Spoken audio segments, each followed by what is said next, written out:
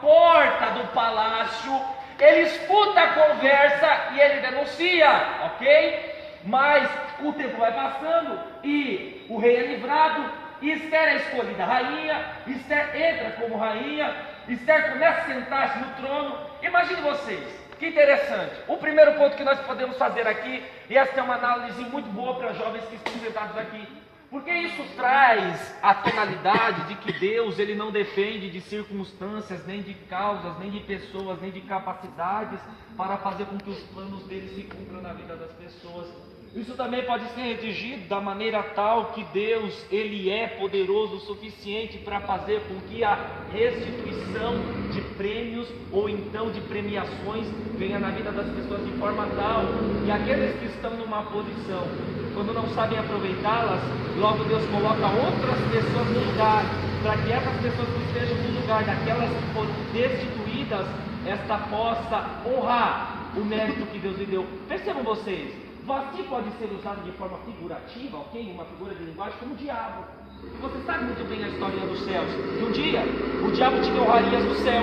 Entretanto, escolheu pela arbitrariedade do seu coração trair a Deus e nesta traição perder o melhor que tinha nos céus. Mas a Bíblia diz que a nós, seres criados à imagem e semelhança, Deus resolveu nos dar tudo aquilo que era por herança dele, para que nós desfrutássemos por meio da morte do seu filho. Que interessante e bom é nós sabermos que Deus se preocupa tanto conosco, que gosta tanto da nossa pessoa, ao ponto que o único que é da semelhança dele, ele entrega por amor a nós, para que aquilo que foi desperdiçado pelo diabo e os anjos que caem do céu, para que nós entrássemos nesse reino.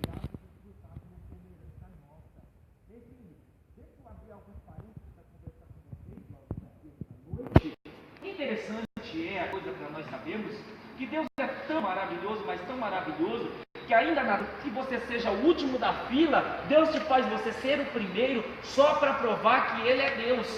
Porque não importa o que você esteja passando, o interessante é qual é a forma de espírito que você está para aceitar a vontade de Deus. Porque Romanos, capítulo de número 11, a partir do versículo de número 28, ele diz que Deus predestinou-nos nas suas causas, e a nós santificou, e a esse que santificou, justificou, porque diante disso, nada nos faz separação do amor de Deus, seja fome, peste, espada, por vir, tempestade, nada nos separará desse amor. Você quer uma prova muito clara disso? Você percebe que ao longo da sua vida, tudo que Deus faz, Rick, é encaixado perfeitamente como se fosse um quebra-cabeça, e às vezes você não está achando a peça, e parece que Deus esconde a peça atrás só para mostrar para você qual é a peça que vai se encaixar aí nessa posição. Eu passei uma experiência há alguns anos atrás, e foi uma experiência até engraçada. Imagine vocês, que eu peguei e estava na casa da minha tia, eu estava lá na casa da minha tia, para quem não sabe, a minha tia é Renir, mãe da Maiara Nascimento. Eu estava lá um dia, nós estávamos confraternizando, e nós estávamos conversando ali. Imagino que de repente me deu um surto, eu falei, eu vou embora, já está quase 3 horas da manhã, eu preciso ir embora. Eu peguei a motoca, dei uma acelerada. Quando eu fui dar uma acelerada mais violenta, porque a moto era meio violenta, sabe? Era uma moto meio violenta, de uma cilindrada meio pesada, né, Duzinho?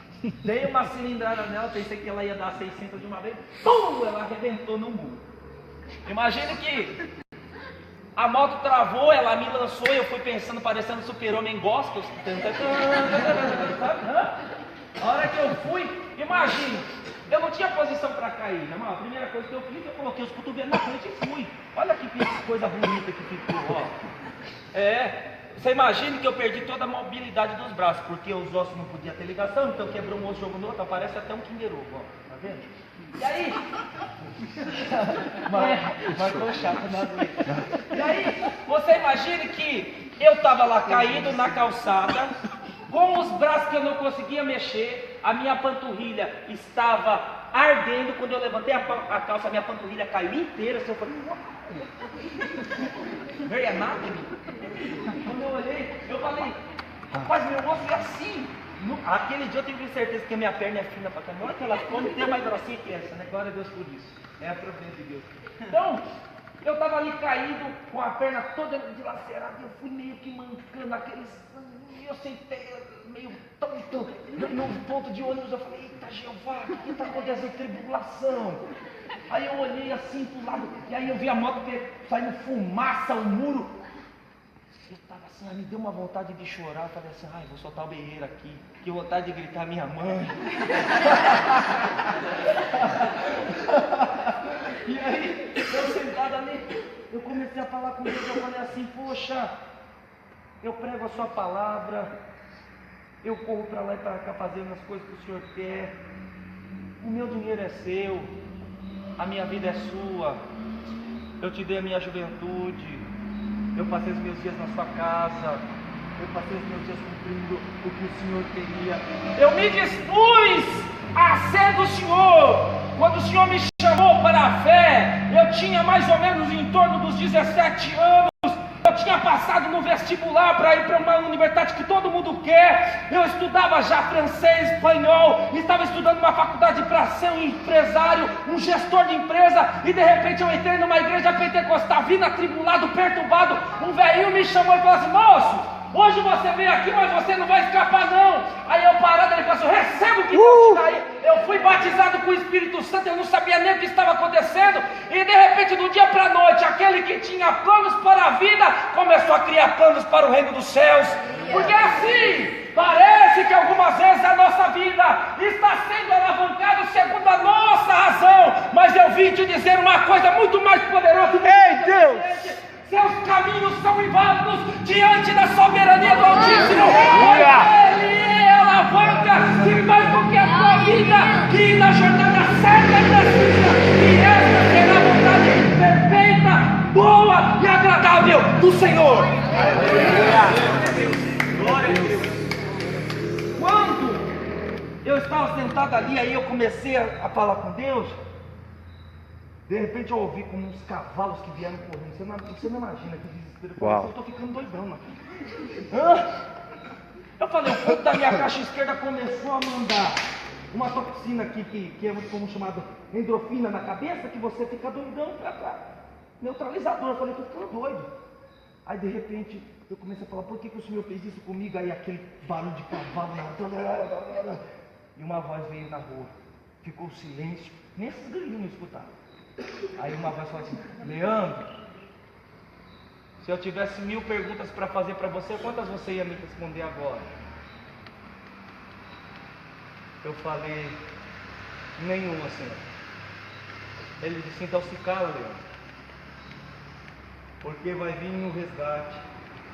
Tem um bombeiro chamado Bruno dentro do resgate. Uau. E quando você entrar do corpo do carro, do corpo de bombeiro, você diz para ele: Deus me trouxe aqui quebrado, só para te resgatar. Aleluia!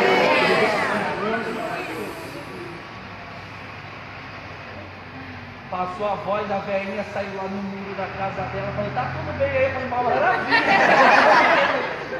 Play Center! Você quer que eu dê uma sambada também? Olha, tá uma maravilha! Aí a velhinha falou assim: você está precisando de alguma coisa? Eu falei: não, imagine, se a senhora ligar para o SAMU, é um favor que a senhora faz inestimável. Aí ela veio com toda a calma. Irmão, engraçado que a gente dá risada, né? Mas eu tenho que pagar, né? Parede da velha, tenho que pagar tudo a casa da velhinha, né? E aí, sem falar que a morte deu PT ainda, né? Ufa! E aí eu tava lá. O corpo de bombeiro chegou, o cara já chegou no desespero, assim, olhando, parecia que o cara estava querendo catar cavaco. Aí ele foi jogando um manto meio sequinho. Eu falei: que é isso, cara? Ei, foi me arrastar minha perna. Ele falou assim: o que está acontecendo? Foi minha perna. Aí ele foi me jogando com tudo lá dentro. Aí ele falou assim: você está com sede? Eu falei assim: com sede? Eu estou com dor, deitado, sem mexer os braços. O desespero foi que eu queria mexer meus braços. E eu não conseguia mexer meus braços. Eu falei: o que aconteceu? Eu falei: o que aconteceu com meus braços? Aí o bombeiro, em vez de me acalmar, falou assim: quebrou.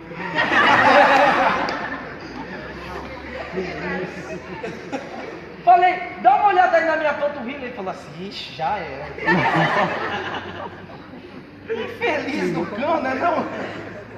E eu lá deitado, e de repente ele indo assim. Aí Deus falou para mim: fala, que não vou falar coisa nenhuma desse miserável. só falo, eu falei, não, ele vai pro inferno. Eu falei, não. Aí Deus falou assim, precisa de outro tombo? Eu falei assim, opa, pera lá.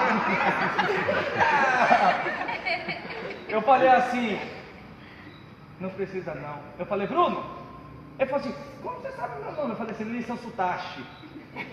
Sutashi é aquele nome que o soldado usa. Eu falei assim, não, Lisson Sutashi. Aí ele falou assim, mas meu sotaque está escrito Gouveia. Eu falei assim, você acredita que Deus pode me trazer aqui quebrado só para falar com você?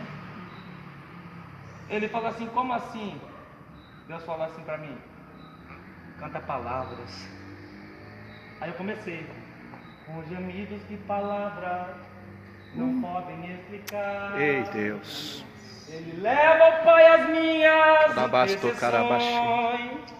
Quando dobro meu joelho, mesmo em tribulação, Ele ouve o gemido do meu coração. Oh, Jesus. Ó Jesus, a Ti confesso, não dá pra viver sem sentir a Tua presença em meu ser.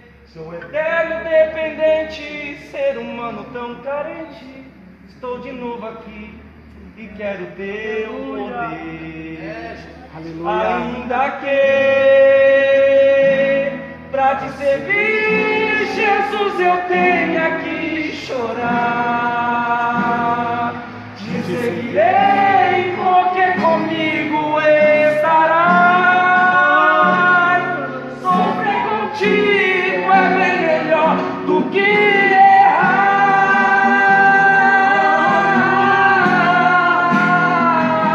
Perdoa-me, porque às vezes não consigo nem falar. Logo as lágrimas teus olhos vêm molhar, como sinal que tu estás nesse lugar. Aleluia. Quando eu parei dentro da UTI, ele foi me levando, ele foi correndo, ele falou assim, moço, hoje eu vou voltar para a igreja. Imagina que um dia eu estava pregando lá em Jundiaí e veio um homem com um filho, uma mulher, falou assim, você lembra de mim? Eu falei, nem mais gordo, nem mais magro, nem mais careca, nem de jeito nenhum, rapaz. Aí ele falou assim, eu sou o Bruno que te resgatou. Eu falei, você é crente agora? Ele falou, eu voltei para a igreja. Glória a Deus. Quando Deus quer fazer as coisas, Eduardo, Deus pega aquele que está na figura de impropriedade para ser próprio de sua parte. Quando Deus quer fazer, Will, não importa se seja menos capacitado, não importa se esteja atrás na questão de tempo e espaço, não importa se esteja menos recursos, escassez de recursos, Ele será o recurso, Ele será a capacitação, Ele será a providência, Ele será tudo e Ele será a seta que guia adiante. Eu tenho uma palavra para quem acredita que essa noite, e pega ela quem pode. Aleluia. A sua história tomará um curso diferente. A sua vida terá um curso diferente. Essa geração não se reúne a terça-feira para fazer barulho, ela se reúne para glorificar a Deus.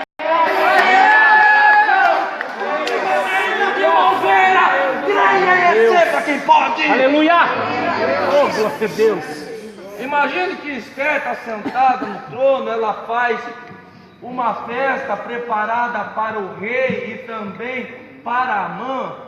Para quem não sabe, Amã é um servo do rei Artaxerxes, que em seu coração ficou bravo com Mardoqueu, porque Mardoqueu não se dobrava diante dele para lhe dar honra. Porque cristão é assim. Não importa o quanto o mundo tente flexionar a sua envergadura, cristã não se dobra. Porque você não veio aqui para glorificar a carne, nem para glorificar a sua própria vida. Você veio ao mundo para glorificar o seu Deus. Aleluia. Não importa qual seja a circunstância, se seja difícil, se seja dolorida, se ela esteja tentando te machucar, se ela esteja tentando de um lado ou de outro, não se dobra. Continua na tua posição. Ainda que venham perseguições, as pessoas venham falar contra você, as pessoas venham tentar impor justificações em cima de você, permaneça. Porque o Deus que te colocou nesta posição será fiel para te honrar e te dar glória. A Bíblia então diz que Amã planeja matar Mardoqueu, porque Mardoqueu não se dobra. Fez uma forca de 20 metros e falou assim: eu vou lá para o banquete, quando eu voltar do banquete eu vou matar Mardoqueu. Mas naquela noite que estava sendo preparado o banquete, o rei não dormiu. Porque Esther pediu para que todo o povo jejuasse e elas, suas mulheres, estavam jejuando também. Já pensou o Espírito de Deus descendo no coração do rei, falando assim: hoje você não dorme. Você só dorme enquanto eu te colocar para honrar um servo meu. Ei, mano, não estou falando de um crente não estou falando de um governante teísta, não. Eu estou falando de um rei pagão. Porque esta é a dinâmica do reino dos céus.